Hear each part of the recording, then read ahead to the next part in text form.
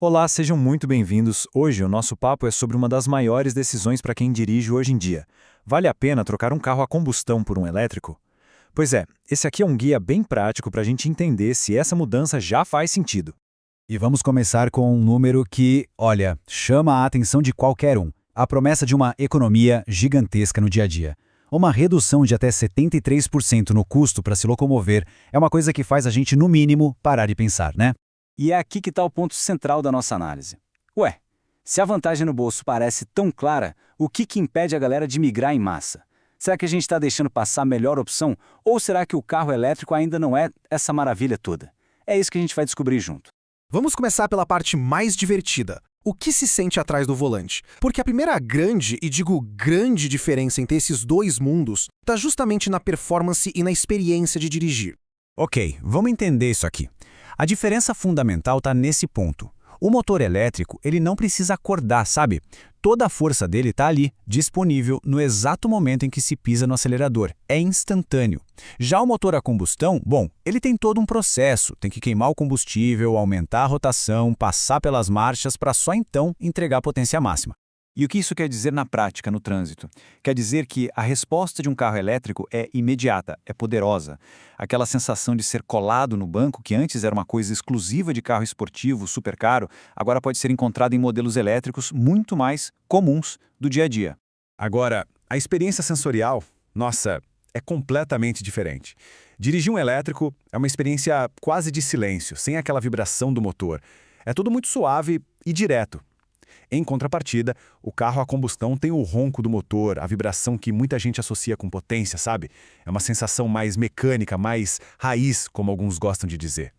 Beleza.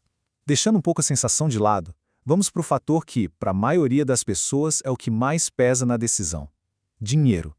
Vamos analisar os custos de pertinho. Agora, olha que interessante esse gráfico. É muito visual, né? Os números falam por si. Rodar com um carro elétrico aqui no Brasil custa, em média, 16 centavos por quilômetro. Com um carro a combustão, esse mesmo valor salta para 61 centavos.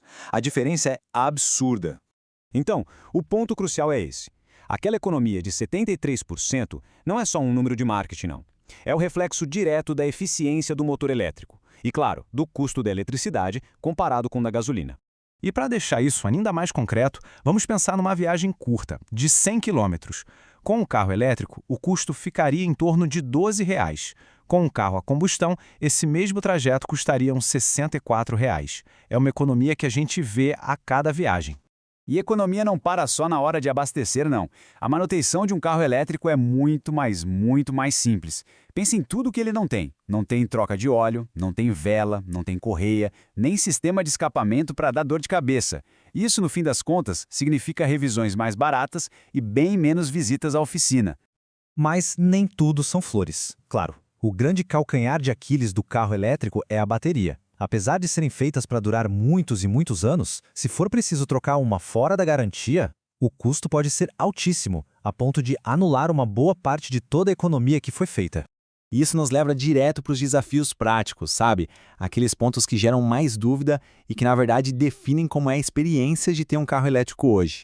Essa tabela aqui resume perfeitamente o principal obstáculo. Um carro a combustão roda muito mais com o tanque cheio e, quando precisa, em 5 minutinhos está abastecido em qualquer posto.